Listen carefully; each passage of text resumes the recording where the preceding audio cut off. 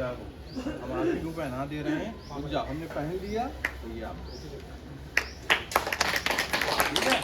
क्या नाम है आपका? क्या नाम? जीतू राज। वाह, बहुत अच्छा नाम है। बस भैया भैया आप अब बैठ जाए, बैठ जाए। नहीं नहीं नहीं, बैठ जाए, सुना, बैठ जाए। प्रसाद है, क्या है इसमें? आपने खाया कि नहीं खाया? अभी नहीं खाया? पंडित जी को दे दो। प्रसाद चढ़ा दिया? पंडित जी होंगे, पंडित जी बोला लो। इधर ये अपनी माता जी को, दादी है साथ में, कौन आएंगे? दादी है? बैठे भैया, बैठ जाओ। बिल्कुल बैठे बैठे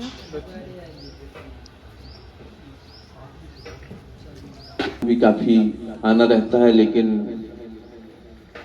नवयुवक लोगों को सर्दी लगती है। हम अपने मन से व्यवस्था कराएंगे, जो हमसे जो समाधान हो सकता है उसका भी समाधान करेंगे, लेकिन हम किसी प्रकार की कोई डिमांड नहीं रखते। कुछ चीजें आपको बिना खर्च किए भी प्राप्त हो जाती हैं। हम बड़ी बड़ी कथा कराते हैं, लाखों रुपए खर्च होता है, इतने व्यस्त रहते हैं कि हम कथा का श्रवण ही नहीं कर पाते हैं। और यहाँ पे आपको कथा के माध्यम से सब लोगों को बताया भी जाता है और हर लोगों को मार्गदर्शन भी दिया जाता है। तो हम 6 दिन अगर मेहनत करते हैं, कमाते हैं, तो एक दिन परमात्मा के लिए अवश्य निकालें। एक दिन जाप अवश्य करें, भगवान को ध्यान अवश्य करें। आप अगर जाप करेंगे या कुछ आप दान करेंगे या कुछ भी आप करें तो हमारे लिए नहीं, अब अपने लिए करेंगे। अब आप भगवान की भक्ति में लीन हैं तो अपने लिए हैं। मैं भक्ति का प्रचार कर रहा हूं, सनातन धर्म का प्रचार कर रहा हूं, तो मैं अपने लिए कर रहा हूं, क्योंकि वो चीज लिख। आप एक चीज सोचें, कोई बुरा करता है, कोई बुरा सोचता है, कोई बुरा बताता है, कोई अच्छा बताता है ना?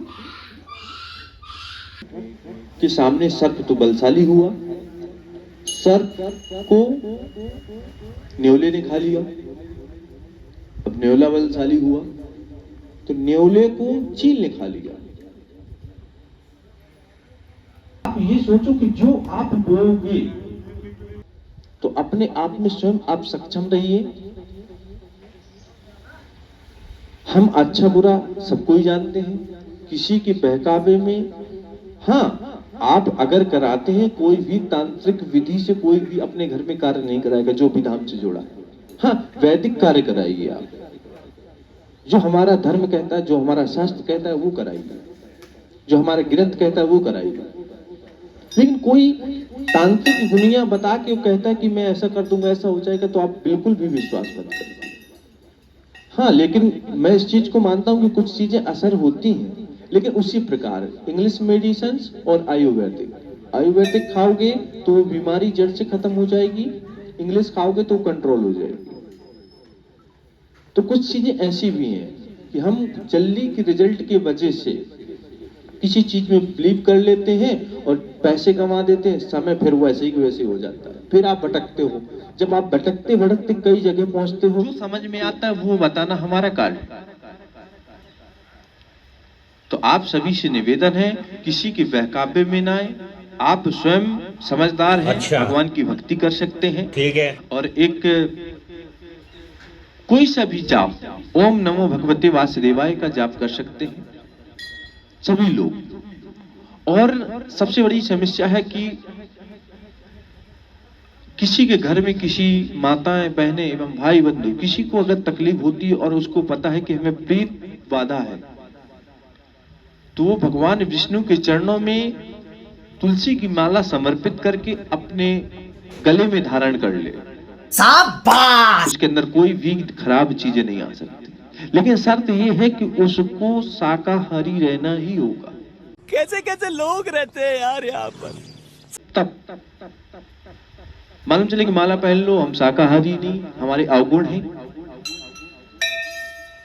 तो आप सभी लोग अगर पूर्ण रूप से शाकाहारी हैं और गले में कोई माला धारण करे हैं, तुलसी की माला धारण करे हैं, तो आपके अंदर खराब बाधा या खराब चीज आपके अंदर आ नहीं सकती, आपके घर में भी नहीं आ सकती। बड़ा हरामी हो बेटा। और राम दरबार, अगर राम भगवान का विग्रह आप रखें, राम दरबार रखें, तो आप अपने मेन गेट में नारियल अवश्य बंधवा देना और हनुमान जी से प्रार्थना कर देना कि हे प्रभु आप ही हमारे घर के रखवाले हैं। और एक चीज, कई लोग नया मकान बनवाते हैं, तो एक चीज नोट कर लो, अगर नए मकान में आपको अच्छे से रहना है, कोई बाधा ना आए, परेशान ना हो, तो आप एक गऊ को लेके अपने घर में घुमवाएं और एक हवन करवा लें घर में प्रवेश, जो बोलते हैं गृह प्रवेश में। कोई सा भी आप दुकान बनवाएं, मकान, गेस्ट हाउस, लॉज, कुछ भी बनवाएं, आप ये 2 काम कर लेना, कोई दिक्कत नहीं आ सकती। मेरे पास इस चीज का प्रमाण है और ये बड़े बड़े विद्वान कहते हैं। और सबसे बड़ी समस्या ये होती है कि हम लोग कहां थकित हो जाते हैं जब कह देते हैं कि विधि का विधान कोई नहीं डाल सकता, जो किस्मत में लिखा है वो होके रहेगा, राइट? हम सोचते हैं ना, लेकिन हमारे स्वामी प्रेमानंद जी महाराज कहते हैं कि अगर आप इंसान रूप में हो तो आप कर्म कल का भी मेट सकते हो। शिव पुराण में, महाशिव पुराण में एक कथा है, उसमें एक के कर्म में लिखा था कि आपको 28 वर्ष में राजा बनना है, एक के कर्म में लिखा था,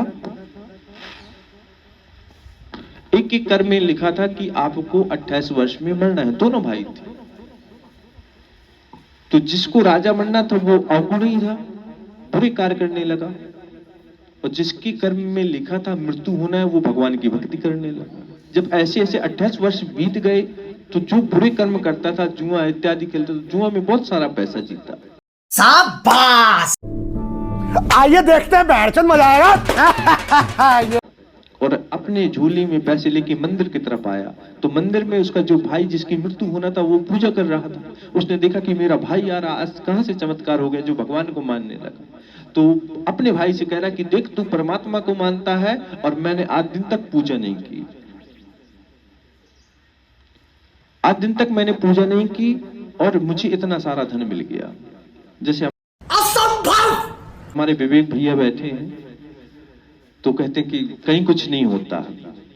कहा था तुमने कभी किसी से? कहा था ना? हाँ, तो वही चीज है, मैं आपको ये कथा सुना रहा हूं। तो उसने जब पूजा कर रहा था तो भाई को देखा तो बड़ा प्रसन्न हो गया कि मेरा भाई आ रहा है, आज कहां से सूरज निकल पड़ा कि कम से कम मेरा भाई मंदिर आ रहा है।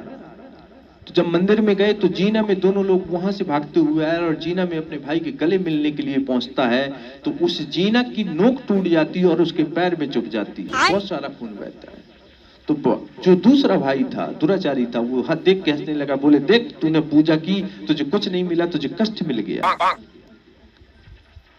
जब तुझे कष्ट मिल गया और मैं कुछ नहीं करता, मुझे देख धन मिल गया। जब देखा तो जो सीढ़ी थी उसका कोना टूटा था, तो वहां पे सोने का छोटा सा कलश भी प्राप्त हो गया उसको। बोले देख, आज मैं पहली बार मंदिर आया, आज धन भी मिल गया, यहाँ इतना सारा पैसा जीत गया। तो थोड़ी देर के लिए जो भक्त था वो मन से विचलित हो गया। इसी प्रकार आज भी लोग विचलित आपको कर देंगे अगर आप भक्ति करते हैं। तो जब विचलित हो गया तो उसने मन में ठान लिया कि भगवान के अब दर्शन पाके ही रहूंगा, कम से कम पहुंच तो लूं। जब भगवान प्रकट हुए, भगवान के दर्शन पाए, तो भगवान ने बोला कि आज तेरी मृत्यु होना था, जो तुझे एक छोटा सा नोक लग गई और तेरा खून बह रहा, आज तू बच गया। आज इस तेरे भाई को अरबपति शंखपति होना था, पैसा वाला होना था, इसने अवगुण के कारण अपना सब कुछ नष्ट कर लिया, छोटा सा धन मिल गया, तो उतने में ही कितना प्रसन्न। मेरी बात कुछ समझ में आ रही है कि छोटे से धन में वो इतना प्रसन्न है, उसे बहुत बड़ा अरबपति होना था। अगर उसके अवगुण न होते, खराब गुण न होते, अच्छे गुण होते, तो शायद बहुत बड़ा आदमी होता। लेकिन खराब गुणों ने, उसकी जो भावना ने उसको स्वयं उतने पे ही रखा। तो आप ये सोचो कि जो आपको प्राप्त है वही आपके लिए पर्याप्त है। लेकिन भगवान के चरणों में आप बने रहो, हो सकता है कि और भी आपके लिए प्राप्त हो जाए। तो बोले हनुमान दास बाबा की जय। जय श्री राम, श्री राधे श्याम।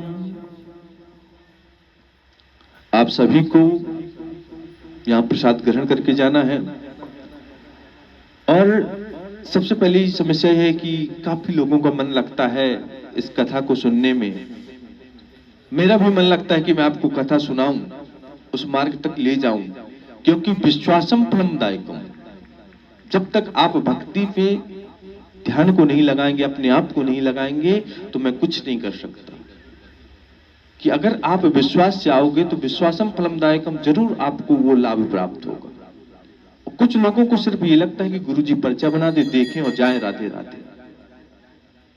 तो आपके अंदर अगर भावना नहीं है तो आप कहीं भी चले जाएं, पंडोकर सरकार चले जाएं, गुरु शरण महाराज जी के पास चले जाएं, धीरेन्द्र शास्त्री के पास चले जाएं, कहीं आपको लाभ प्राप्त नहीं होगा। क्योंकि स्वयं आपको उस भक्ति में आपको लीन होना होगा, स्वयं आपको भक्ति करना होगा। अब भक्ति कैसे करें? किसी का मन नहीं लगता है, तो हमें कुछ ना कुछ रोज थोड़ा सा मोबाइल के माध्यम से रोज भजन इत्यादि सुनना चाहिए। रोज भजन इत्यादि सुनना चाहिए। धीरे धीरे धीरे धीरे आपका मन लगने लगेगा। या नहीं है तो किसी को मार्गदर्शन देने लगो, भगवान के मंदिर पूजा कर अर्चना के लिए बताने लगो। जो आप बताओगे तो वो पूजा करेगा, उसका लाभ उसको प्राप्त होगा। आपने बताया तो आपको भी प्राप्त होगा।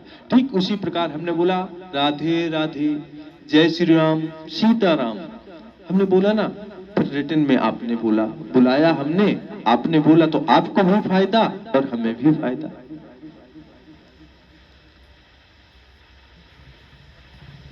अब जैसे हमारी ये मामी जी है, आई बैठ गई, ये भी काफी परेशान थे। हमारे मामा जी थे, बहुत दारू का सेवन करते थे, बहुत ज्यादा। आज इतने बड़े भक्त हैं और भगवान की कृपा से सब कुछ इनका आनंद मंगल चल रहा है।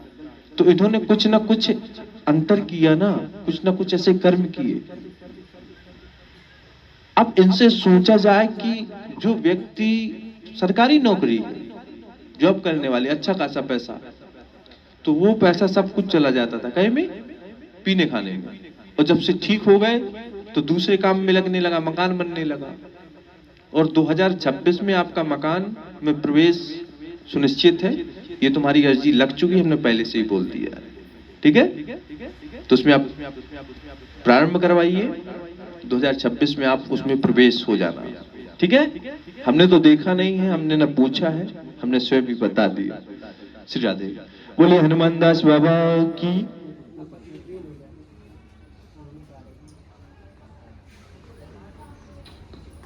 ठीक है, आप उस स्तर से कार्य करें, प्रयास करें, थोड़ा सा रुक के करें। बीच में दिक्कत हुई है, समझ में नहीं आ रहा, और जरूर उनके नाम की अर्जी लगा दे रहे हैं, जरूर प्रयास करिए।